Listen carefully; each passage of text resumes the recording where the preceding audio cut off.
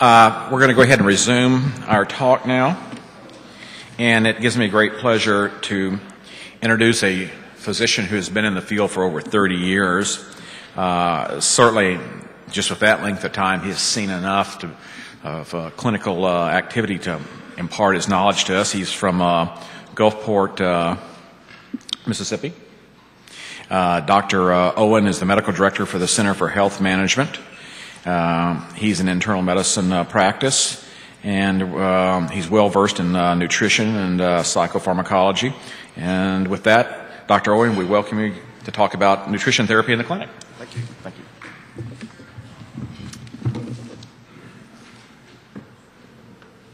Make sure this works. Right here. Okay. All right. Good. All right. Well, thanks for having me. And what I want to start out with is if you have any interest in subsequent information from this talk, my book is outside at the desk when it leaves, so I'm going to have to bolt out after the lecture to catch a plane.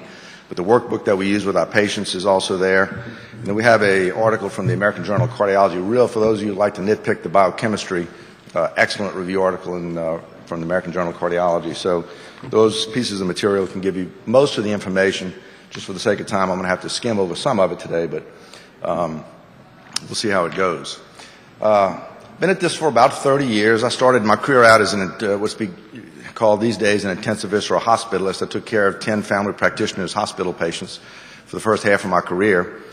And of course, all of those patients were coming into ICU on ventilators and smoking and overweight and heart failure and so forth. And they'd leave the hospital, I'd get them off a ventilator, they'd leave, they'd come back 3 or 4 weeks later, 3 or 4 months later, same story, second verse. It was fun and exciting in those days when I was young and a buck, but after a while it got tiring. And I shared office space with a guy who was chairman and director of Nathan Pritikin's program nationwide at that time. And I'm going to give you a little my own background because it gives you a history of the evolution of nutrition therapy in the United States. I'm always amazed when I give talks that when I mention the word Nathan Pritikin or Ken Cooper, how many people have never heard of them. Just a little show of hands. How many people, and don't be embarrassed, have not heard of Nathan Pritikin? Couple. And Kenneth Cooper? Couple. Okay. Nathan Pritikin was one of the first pioneers to say that you could reverse disease with diet. And Ken Cooper invented the word aerobics, and he was one of the first to say that you could mitigate or reverse disease with exercise. Now, when I was in medical school in the early 70s, Dr. Cooper's license was up for review by the Texas State Medical Board for stating that you could affect disease by exercise. So within the realm of our career, or at least my career, this is how much we've evolved. Now, it really, if you know Ken, he's very quiet but very determined, and he formed the Institute for Aerobics Research and has since published more literature than anybody in the world on the effect of exercise. So some things happen for the best. But what I noticed when I shared offices with the Pritikin doctor is that all of his patients were getting well and not going back in the hospital, and the ones that I was seeing were all going right back in the hospital. I said, I need to do something like this. And from that point, later teamed up with a group out of Boston who did a very low-calorie diet program, very good program, database, behavioral program, and did that really up until the early 90s. But this particular group was a behavior-based program, so they were following behavioral outcomes. And I kept saying, I'm seeing all these phenomenal results in patients, and I'm seeing them very quickly. You need a clinic-based program. You need a clinical measure program. And again, it just wasn't their bag. So in 95, I developed my own clinical measure scale to measure what I was seeing, and there are about 13 clinical outcomes. If you look on my workbook, I have the patients actually track their clinical outcomes from various diseases you might think are unrelated to nutrition. And lo and behold, they were. So, and at different rates. So different diseases responded at different rates, and they relapsed at different rates. And that was quite curious to me as well. And I noticed that different foods had different impacts on disease, on symptoms and disease scores. In 98, I developed an eating inventory that abbreviated the research tools at that time to compulsion, appetite, satiety, hunger, and it went along with what we were learning about hypothalamic feeding systems.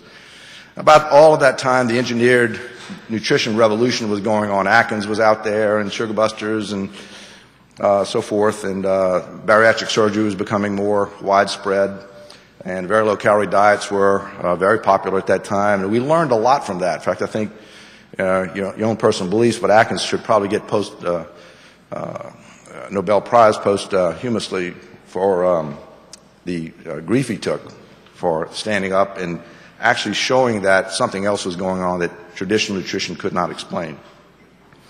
The boards came into existence in 2001, and I was seeing so many patients referred to me by other physicians, especially psychiatrists, for weight gain. I really had to learn master psychopharmacology, and I'll show you why it's important in clinical practice as well. The evolution of this process with all of these people and all these pioneers. Now, pioneers are people who actually get beat up when they're developing something, so that's the definition of a pioneer.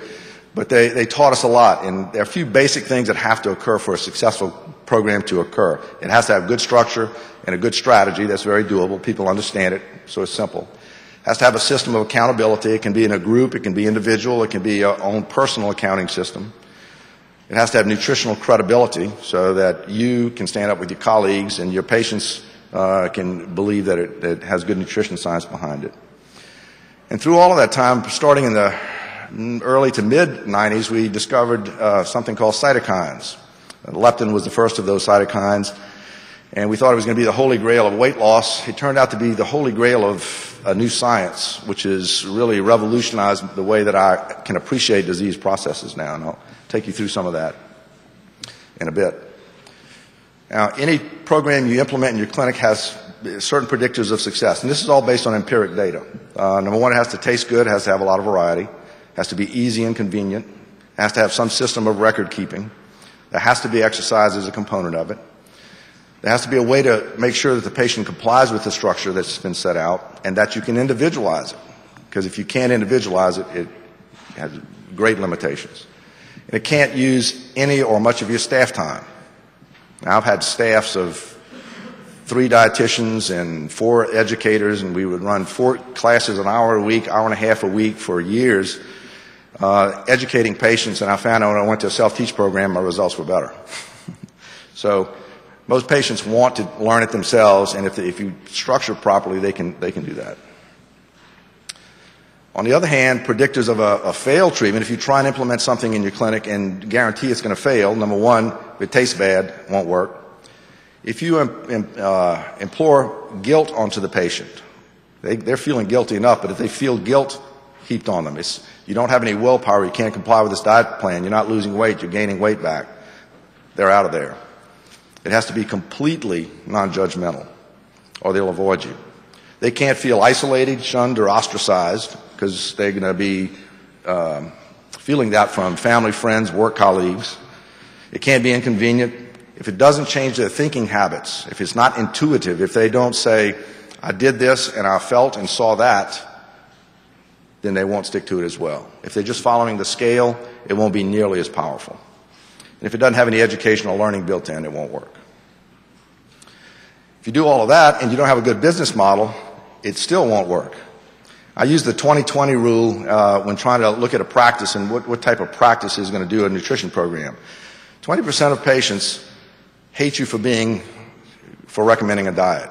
They're anti-health, they smoke, they're mad that they can't go in the restaurant, they eat whatever they want, and they don't see you until they've had the heart attack, they're in kidney failure or heart failure.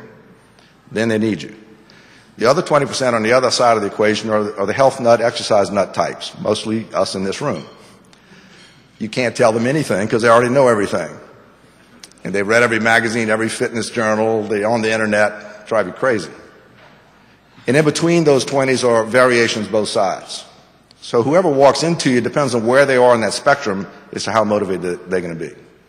I dare say that the Synergenics clinic here is not the same patient group that you have in the Mississippi Delta. But I don't see any difference in outcomes in my patients, whether they're poor, on Medicaid, or very wealthy and have all the tools in the world to them. Very interesting. On an individual basis, you can't predict that. If your team isn't behind you, it won't work. It can be from ignorance because you didn't tell them about the program or they didn't learn, or you have somebody that's either on either side of that equation, the anti-health person or the health nut, who for one reason or another is going to sabotage your efforts. Or if you give them more work and no extra pay. So your program has jeopardy there as well.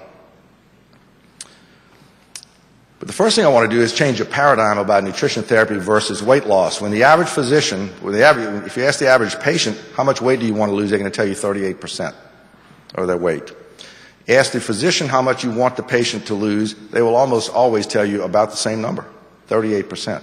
Bariatric surgery patients lose an average of 30 to 35% with a bypass, 20 to 25% with a lap band.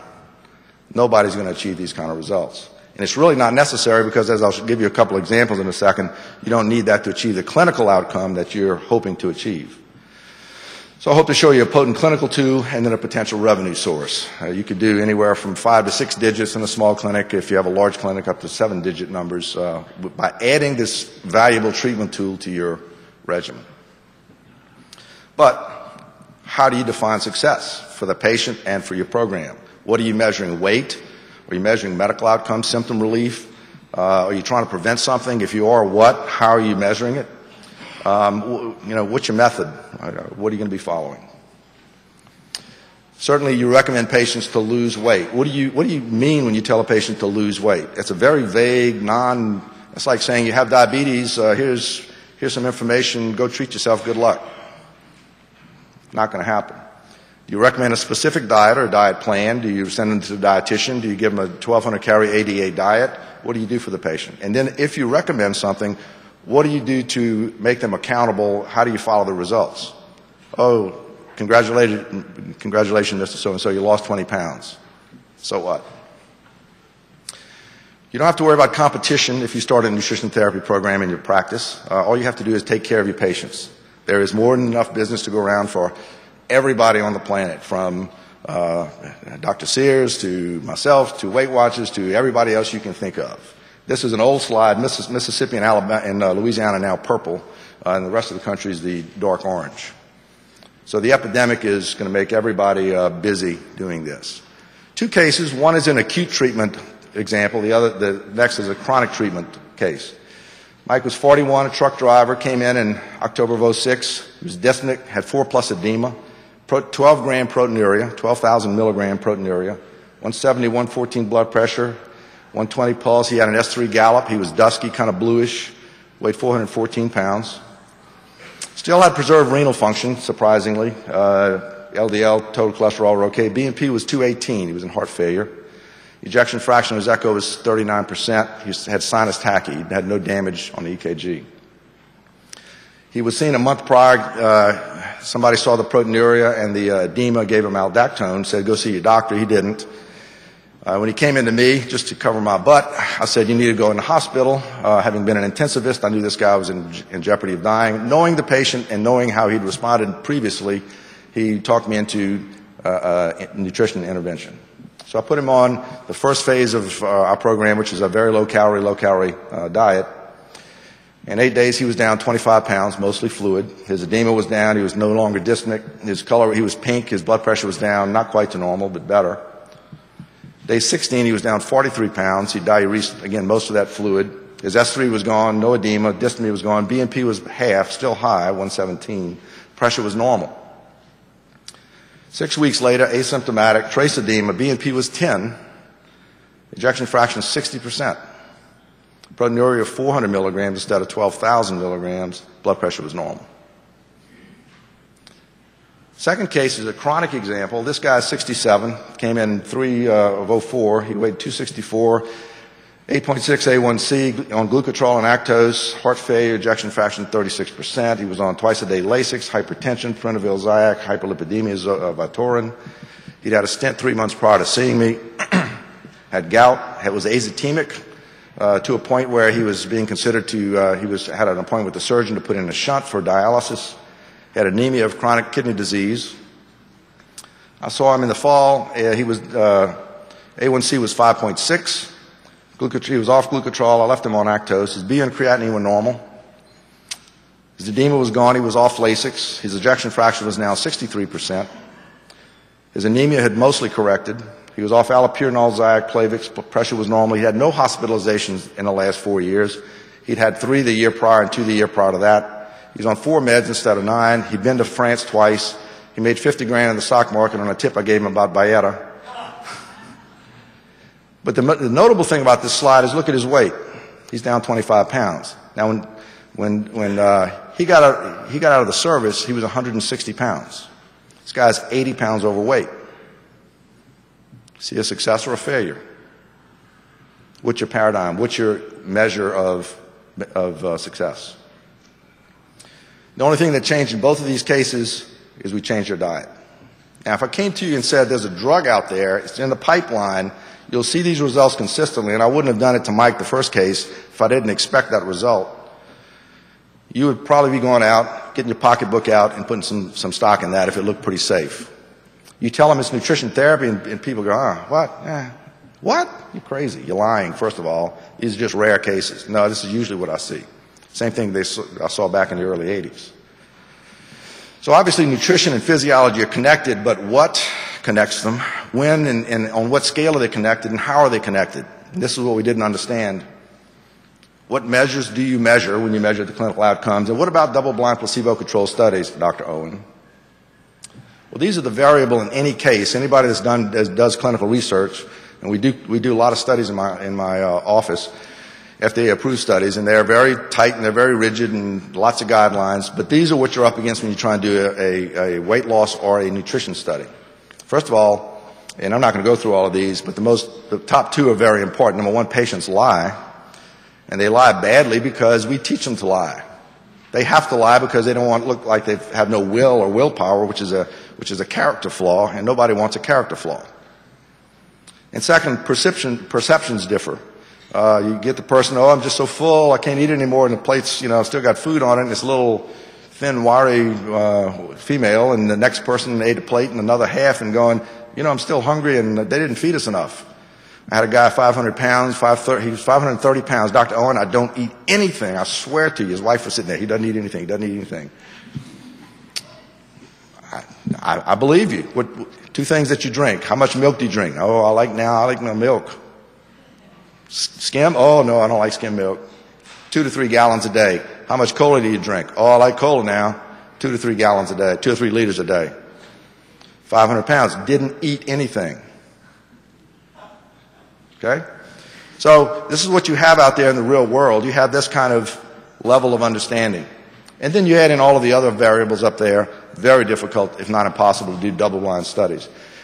In closed units where they have people volunteering for studies, they lock them up, they feed them regimented meals.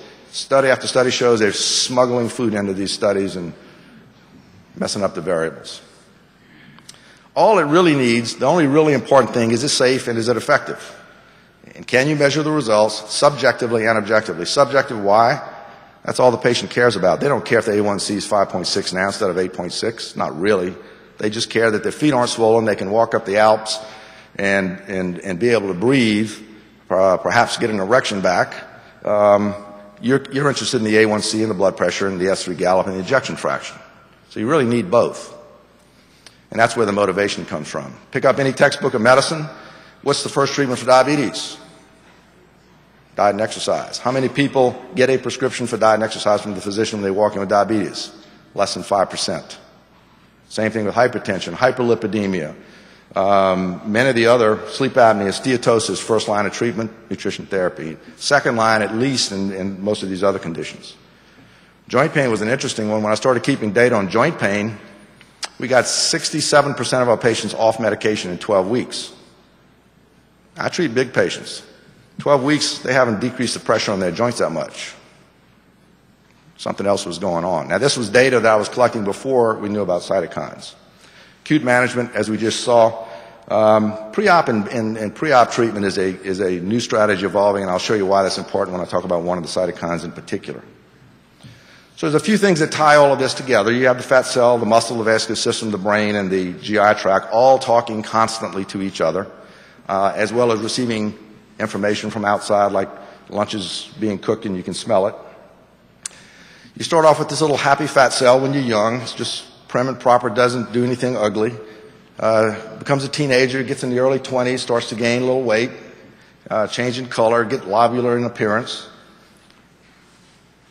Oop, we're stuck.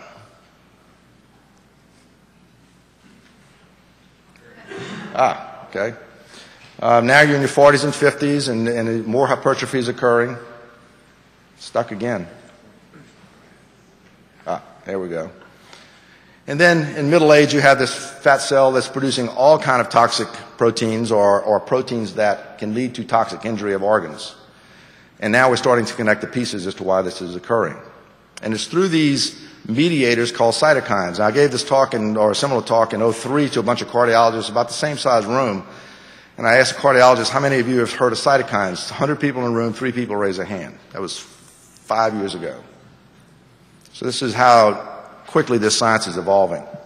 They're small peptides. They mediate immunity, inflammation, vascular tone, hematopoiesis, coagulation, and behavior. Autocrine, intercellular, intracellular, paracrine, intercellular, endocrine, interorgan. The inflammatory system, the lymphocytes, white cells, as well as the fat cells produce these products, and the liver and several other organs. And basically, they're hormones. They bind to membrane receptors, work via second messengers, and alter genes. Importantly, different cell types make the same cytokine. While fat may mainly make leptin, so does brain, so does intestine, and a number of other organs that we're starting to discover in smaller amounts.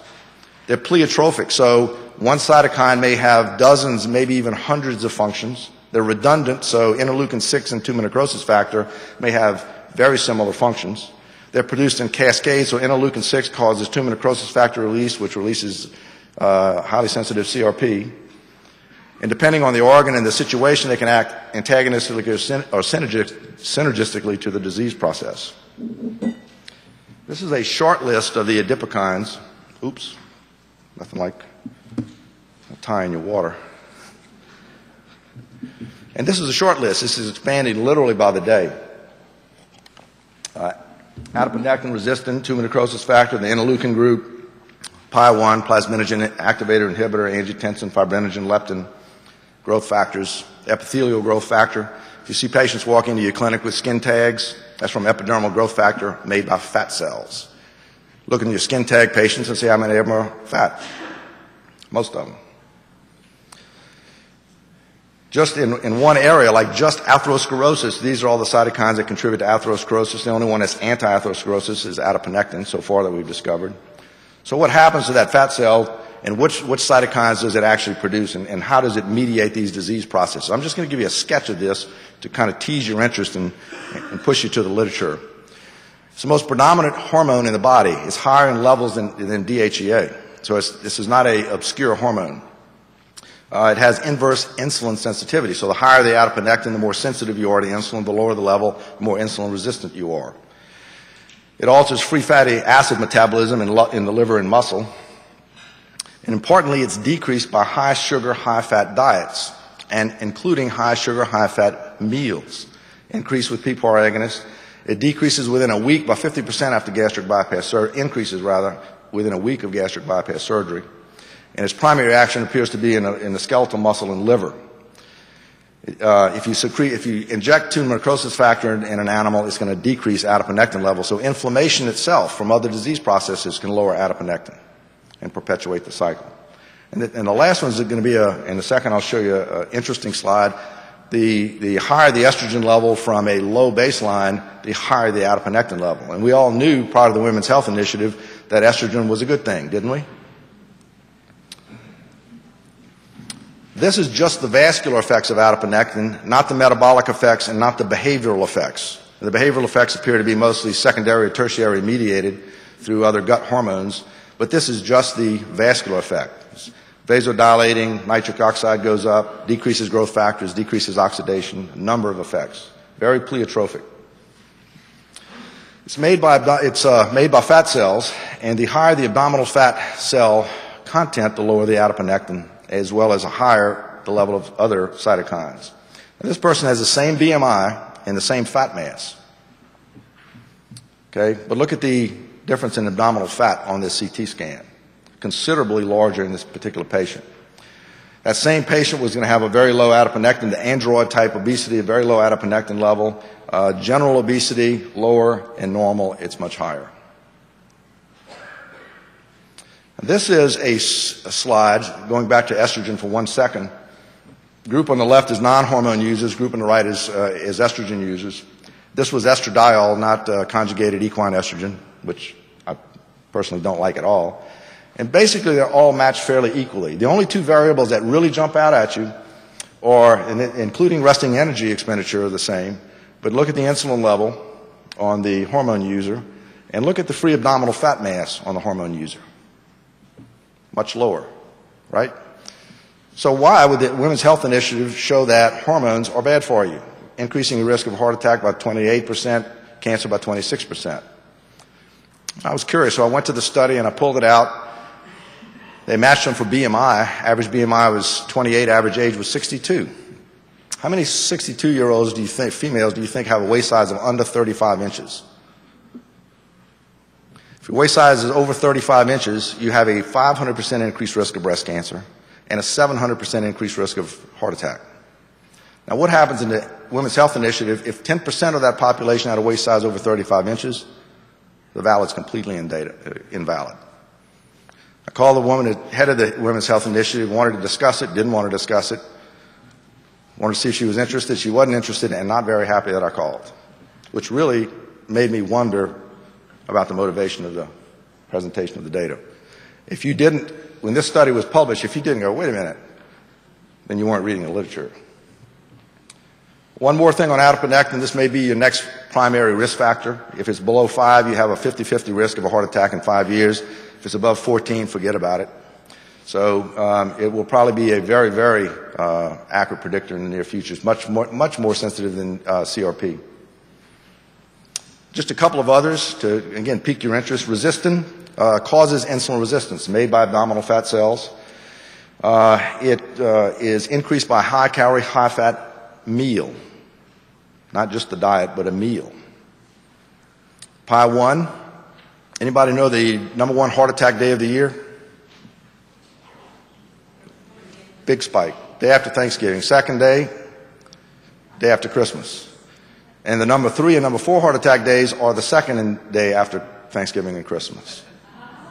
Okay? Not Thanksgiving Day, not Christmas Day. Why? In my opinion, in addition to other cytokines, PI1 goes up very quickly after high-fat, high-sugar meals. It's a clotting protein. It makes a protein clot. And you can decrease it by 50% using a very low-calorie diet in 1 week. So it's very sensitive to meals. Angiotensin II, you all are familiar with this. Again, it increases acutely after high-fat, high-sugar meals. So in addition to clotting, your vessels constrict, you start retaining fluid, blood pressure goes up, activate the adrenergic nervous system. This one's kind of interesting. When I go to meetings, I walk around looking at ear creases in everybody. The lateral earlobe creases. Anybody not know what the lateral earlobe crease means? It's associated with heart disease. Now, why would a crease in the ear be associated with cardiovascular disease? There's no big artery going to your earlobe. Anybody worth their salt in clinical medicine, the patient walks in the room, you go, oh, they got heart disease. It takes you that long to recognize it. And how did you do that? You looked at their skin, you looked at their waist, you looked at their breathing, you looked at a bunch of things that you've done so long, you know it. This little cytokine stimulates metalloprotease, which kills and destroys collagen. So when you're seeing this patient with thickened skin, all these creases, all these wrinkles, part of what you're seeing is metalloprotease activation. Also ruptures the plaque on top of the plaque in the artery. Then you have PI1, you clot it, you have a heart attack. High-fat, high-sugar meal will increase this. One last one, and I'll end the cytokine dissertation. Leptin, many different functions in the body. Two of interest. If you have the middle-aged woman that comes in, her feet are swelling, no heart disease, no kidney disease, can't find a reason she's swelling, leptin. Put her on a low-calorie, a very low-calorie diet for a week, swelling's gone. Week and a half at the most, 2 weeks. Why is that? Her vessels are no longer leaking. You see lots of patients who have swollen feet. Those vessels are leaking, not necessarily as bad as Mike's were, but pretty bad. And if I get somebody that comes in that is amenorrheic and wants to get pregnant, I get really excited. Because what I tell them is that if you follow the diet, if they hadn't had a period in 1 or 2 years, follow this diet plan exactly, and I usually put them on a more rigid program. the process of ovulation will start in a few days. You'll have a period on this day, give or take a week. And they look at me like I'm insane because they've already been to the fertility specialist. And sure enough, they call me I get a phone message. I had a period. And 2 weeks after that, they can get pregnant. As far as we know, at least 7 pathways so far in which leptin inhibits fertility. It's not purely a obese-related condition, but very common. So what happened to these 2 patients I presented? What happened to the endothelium? What was happening in their cases? Their endothelium recovered, and their cardiac muscle improved. But why did that occur? Well, the endothelium is the largest organ, if you want to consider it an organ in the body. It has a larger mass than skin. And just like most organs, it has cells that will die or replaced. Cut yourself, sew it up, it heals. There's something called endothelial progenitor cells. They're basically stem cells for the endothelium. Guess what kills EPCs? Toxic cytokines. Guess what kills EPCs? Oxidative stress. And so if you can reverse these cytokines and oxidative stress in a short amount of time, guess what happens? Endothelium recovers. We've got 2 studies underway right now on heart failure and kidney failure by third parties so they can further document that you can recover kidney failure if it's not too far gone. So those stunned heart cells that we've all learned about probably pertains to stunned endothelium as well. Take a fat cell, put the wrong gene on it, age it, overfeed it, you have disease. And as that cell hypertrophies, it starts to secrete cytokines, recruits macrophages, then the macrophage actually becomes part of the fat cell. So that big ugly green fat cell is now not only just fat, it's got macrophages included, also secreting lots of cytokines. And so it's not just inflammation, it's not just insulin resistance, but now the endothelium is drug into the equation, and if you listen to patients, they'll tell you, I can't breathe, I'm short of breath, I must be out of shape. No, you're not. Your endothelium's not working. Well, what's that mean? So the hypothesis is if you change the diet, you can change inflammation, vascular tone, and you can change metabolism through all the secondary mediators that can then affect health. Now, when I started my practice in the 70s, I had a heart attack. They got morphine, nitroglycerin. They were in shock. They got dobutamine, oxygen. That was it. It wasn't anything else. I think I gave the first thrombolytic in Mississippi, at least I was told that I did. So that's within my career. But what we started out doing, we did it all backwards. We started treating heart attacks with thrombolytics. Then we started stenting them. Then we started bypassing them, just a dime a dozen. We've gotten better at treating the lipids, the hypertension, the hyperglycemia. Now we're treating insulin resistance. We've got it, slap-ass backwards. Changing nutrition on the top, everything else downstream gets better. And now we know, to some physiologic sense, why that's occurring. So that's a little bit behind the science. What about the application? 2 things you have to have, again, to be successful in your clinic: a behavioral strategy, and the physiological strategy also has to produce results. In other words, food is a drug.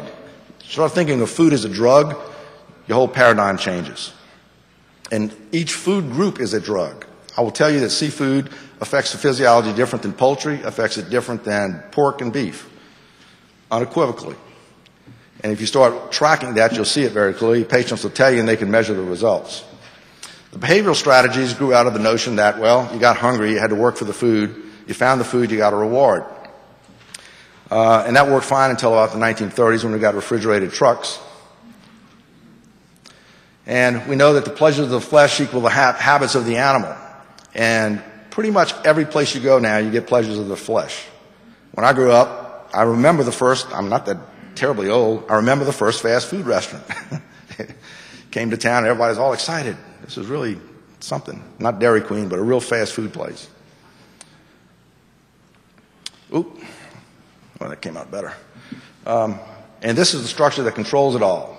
The afferents coming into this structure from either the environment or downstream from your gut and the rest of your body is going to govern everything, in particular the little tiny area there called the hypothalamus. I developed a scale to measure eating behaviors mid-90s where you measure hunger, appetite, satiety, and cravings. They're really basically different behaviors, and they're governed by different chemistry.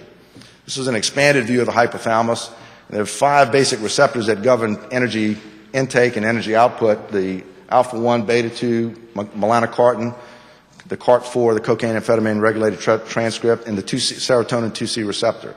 Stimulate those, you decrease food intake, you increase energy expenditure. Block those, just the opposite effect. Almost everything you prescribe blocks those.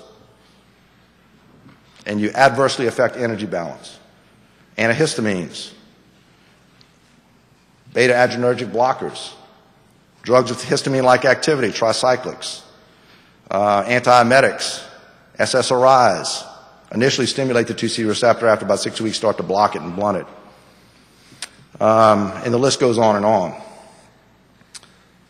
Satiety is primarily a serotonergic-driven behavior, 2C receptor.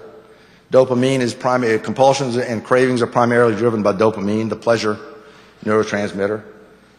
Hunger is driven by the pro-opio melanocortin system, basically opiates, and that's governed internally by neuropeptide Y, PYY from the gut, a number of other hormones that come in from the south, noradrenaline to some degree. And appetite is multitask, but it's principally governed by GABA and the GABAergic system. So any drug that you prescribe affecting these receptors is going to affect energy balance. If you're not aware of it, you just haven't measured it.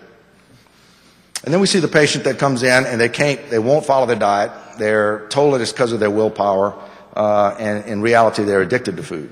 The inability to avoid a substance of harm in spite of intense mental effort and organized avoidance is by definition addiction. Some of you may have chemical addictions. You know kind of what I'm talking about. And the addiction science is my next area of interest right now, because the science of addiction is looking at the same neural mechanisms that we're looking at for food and energy balance. You have a pleasure effect of a substance, whether it's food or a drug, and it gives you a dopaminergic release. Once you've done that for a while, the pleasure isn't quite as good as it used to be. Then you have the cue response, which means you're trying to avoid food and you walk into a room and there's a party going on. Everybody's having a good time, drinking, food. Sounds like Boca Raton. Boom, your diet's busted. And then you have abstinence or craving, and these are true addictions. These people wake up in the middle of the night and they go hunt the refrigerator. Same exact neural systems in play for any drug and food. The way that we mitigate it is we give them good tasting foods with multiple options. For the cue response, we give them splurging, and basically all food's on the table with splurging. And the same thing with abstinence and craving. We do substitution in splurging. That seems to work pretty well. If you have a patient who's struggling with a diet, whether they're addicted or not, if the house is full of food, it's not going to work. So we have to get it out of your face. The only food that we tell patients to completely get out of their lives are caloric beverages. Soft drinks, juice, milk. I usually get what about juice and milk? Well, those are good for you, right? According to the marketing industry. Juice is 20 calories an ounce. Milk is 25 calories an ounce. Cola is 11 calories an ounce. Drink the cola. Milk's good for you, right? Good for your metabolism. Well, maybe if you drank powdered milk. Nobody drinks powdered milk. And the number one cause of getting off a diet plan is the loved one next to you. So you have to decide, help the patient understand who's against them, who's with them. And a diet plan should be inclusive, if at all possible. Not my plan versus your plan, but us in this together. And we help patients identify up early who's against them. They usually will tell you, but it's tough when it's husband or wife or mother or father or somebody like that. And it usually is. Close family members are the number one reason for getting off a diet plan. So what about the structure? Well, two things about it. You have to have a system of compliance and a system of accountability. The patient has to know how they're doing. Compliance, they can't be hungry, it has to taste good, they can't be bored, it has to be easy, and it has to be socially inclusive, so hopefully the whole family will do it. It has to be cost effective. 70% of people want a self-teach program. It took me a long time to figure this out, because I had classes, and oh man, we just hammered patients for years and years and years. 70% of people want a self-teach program. Just give it to me. Get out of my face. And they have to use it forever. Accountability is important. If it's a patient, it has to be you, the provider, and you have to hold them accountable. I tell the patient, if you forget your workbook, go home and get it. I'll see you after you bring it back. It's that simple. They bring it back, it may not be filled out in their own, but they'll do it. And also, if they write it down, they have to write it down with their left brain. Most diets are done with the emotional right side of the brain. Oh, I want to be thin, I want to get in a bikini, I want to get healthy, rah-rah, siskumba, right brain. You have no ability to enforce a task with your right brain. It doesn't happen. It has to come from the left brain. If you write it down, you're right with your left brain. It's that simple. And what are you going to measure? I measure clinical outcomes, but I have patients measure symptoms. How fast does it respond? And these other patients, it was pretty fast. How fast does it relapse? Now, what's interesting is different diseases will relapse at different rates. And even in diabetics, most of my diabetics are off medication in 2 or 3 weeks. Sometimes it'll take 3 or 4 or 5 months for them to go in remission if they're very insulin resistant. Those patients, when they finally do go in remission, may not relapse for a year or 2, which is really odd. So there are gene mechanisms going on in some of these patients that we really can't explain quite yet. But when you see it, it has a potent impact on it. Now, what about food as a drug? Using food literally as a drug. We talked about micronutrient, beautiful lecture yesterday. Agree 100% with the strategies there. Which food groups are toxic, which foods are not. We tell patients, we splurge with the really fun foods, basically pork, beef, alcoholic beverages, dairy, and starches. So we try and get those out of the house and go splurge with them. And we use the word splurge, not cheat. Has a much bigger impact on the patient. And the type of protein is even important. We've learned a huge amount in the last few years about the protein entering the bloodstream, and somebody, I think it was Dr. Garcia, mentioned the glycemic index taken with protein. One of the little studies that we did with our patients is we gave them glycemic foods, and we gave them our amino acid protein product at the same time. They actually had a dip in their blood sugar. And the reason is, I'll show you in a minute, they affect glucagon and other gut hormones differently because they absorb so quickly. Simple carbohydrates, saturated fats, we've been through all of that. And of course, the size and the calories and the frequency is important. But it has to be balanced. It has to have calorie control. We used to teach calories. Oh, God, we used to teach calories. And I had a patient she had grafts and she had all this stuff. And 5 years later, she was sitting there going, how many calories in this? And I went, all these years. And so what I did was I just basically organized their diet so they can't overdose, starting with seafood coming down. And it works pretty well. They inadvertently control their calories. And then we also, again, the latest science shows that you can alter metabolism by specific amino acids. And why is that? Well, if you have a catabolic state, you're going to be making excessive cytokines. You're going to be making catabolic hormones, norepinephrine in particular. And if you have diabetes, insulin resistance, hypertension, heart failure, chronic renal failure, liver disease, you're hypercatabolic. You're not only making hormones catabolically, you're increasing CRH, which affects behavior, so your behavior starts to change. You're breaking down protein in muscle cells, so they start to fail, heart failure.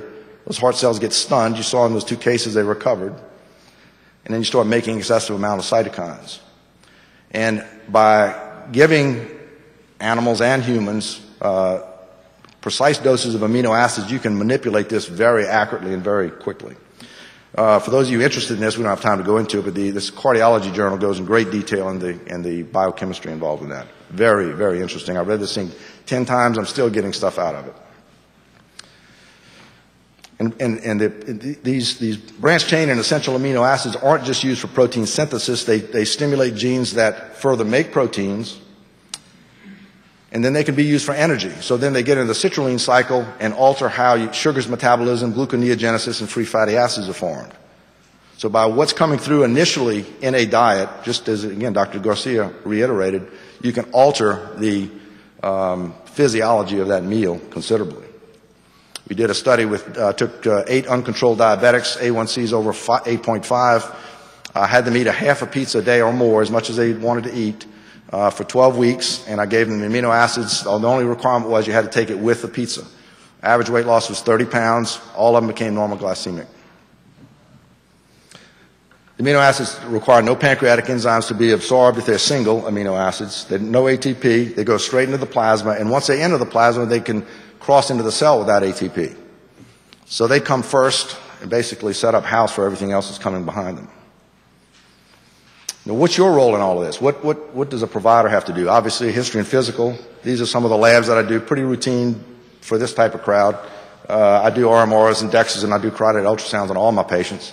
I just have the machine right by my desk, and I just do it right there. It takes about 20 seconds. And then the usual lab tests that we talked about. And then I sit down with the patient and I come up with specific goals. We want your diabetes to be controlled. We want your hypertension. We want these symptoms to disappear. I go through a complete history and physical, and I list an order of preference of what the patient wants to improve. Then I list an order of preference of what I would like to improve, and then we kind of mesh those together. Recommend a specific plan. Then I ask them the key question: will you do this? Anybody here read Zig Ziglar's tapes or go to his seminars? One. Zig Ziglar says, if they say yes, you got them, buddy. And then the only thing at that point is making them responsible and accountable. And that's your job, to make them basically do what they said they would do. People will do that if you hold them accountable. You said yes, just make them do it. A couple of the business models, if you're thinking about getting into this, I've done this for 30 years, and trust me, I've done every model known to man. They're cash models, which everybody likes, no insurance, and they're traditional medicine insurance models. I do a medicine insurance model in my clinic because that's the way I started and that's the way I still do it. We have clinics that do cash models, and they work just as well. And again, a simple, very inexpensive cash model should generate at least 5-digit net income. Again, Medicaid patients, as often as any, do just fine on this. Initial follow-up. Initial consultation, then a follow-up, and some people do a fixed fee, other people just do fee for service. I have one nurse practitioner that's $60 first visit, $40 a month. She does fine with that. Third-party payer, just like any coding, your diagnosis, time, complexity, coordination of care. Some insurance companies pay for a nutritional consultation, most don't. Blue Cross of Mississippi is anti. They literally have a policy built in that if you get consultation, they disallow the nutrition consultation, they disallow the whole visit. But none of my patients don't have diagnoses. They all have 15 or 20 diagnoses usually. And I'm an internist, so the usual internal medicine diagnoses. Some of the OBGYN practices with younger, healthier women, they tend to do less sick patients, and they do a cash model. Individual follow-up or group follow-up works. The group model is good if you want to be able to use your time more effectively, if you've got a really busy practice. And then you still have to see the patient individually, but you can do it much more quickly once you've gotten all of the general information. And basically the only thing that's really necessary is if they agree to talk about their case, is did you keep records and what was the outcome? And that's it. If they did that, they've read all the other materials, so they're learning. And retention is pretty simple. You just have to care.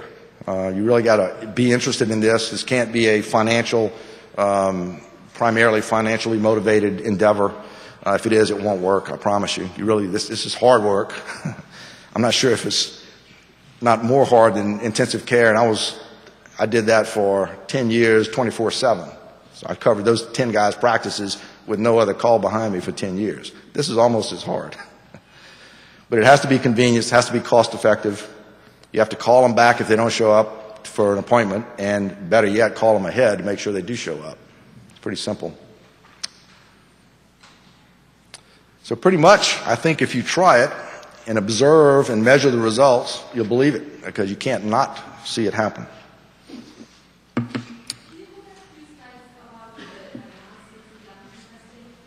Yes?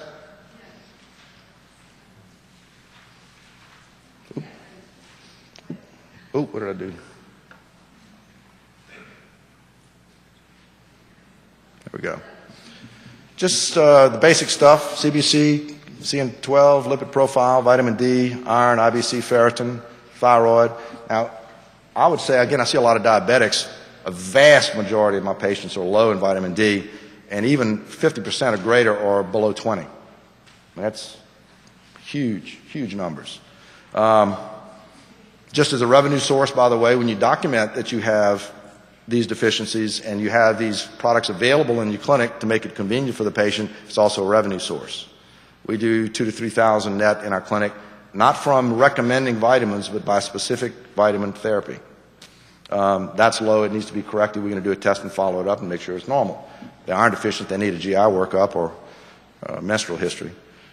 Hormone levels, I do sometimes. Sometimes I don't, mostly in men. Women will tell you when their hormones are low, so I'll replace them and then I measure it. PSA mammogram, resting metabolic rate is, you can buy a little machine now that does this. That's pretty interesting. I usually use a little hand-calculated formula. It's in my book, but basically 11 calories, 12 calories per pound per day for men is your metabolic rate, 11 for women. We drop a point at 40, drop a point at 65. So the average female metabolic rate at 40 is 10 calories per pound per day. When I measure that in an active RMR, it's usually pretty accurate. But every once in a while you get an outlier that you can't explain. I had a 5-year-old that they brought in. He was 200 pounds. He had never walked. He was so obese. I did an RMR on him. It was 5 calories per pound per day as his RMR. I said, oh, he's got a metabolic problem. You worked with a pediatrician. We couldn't really find anything wrong with him. He had a cranial defect when he was young, so I said, well, maybe it's some central nervous system problem. I put him on a very low calorie plan. I put him on that for a year. He got no other food except the food product and a vitamin for a year. Lost 120 pounds. Walked. We got to watch him walk. That was fun. Remeasured his RMR, and it was 9.5 calories per pound per day. So just the diet plan itself got rid of changed the cytokines in his system and elevated his RMR. His acanthosis nigricans on his neck disappeared. I mean, all of the physical signs that were going on in this kid normalized. And again, in your clinic practice, if you can afford a DEXA machine or even a hand DEXA, it gives you an opportunity to then talk about hormones, which then also it's a whole other discussion, but also raise metabolism, improve fat ratios and cytokines and so forth and so on. The same thing with ultrasound. When patients see their disease, they're very compliant. We're going to have a nutritional discussion thing, so let's save our question. Okay. He'll be here. Okay. Anything else?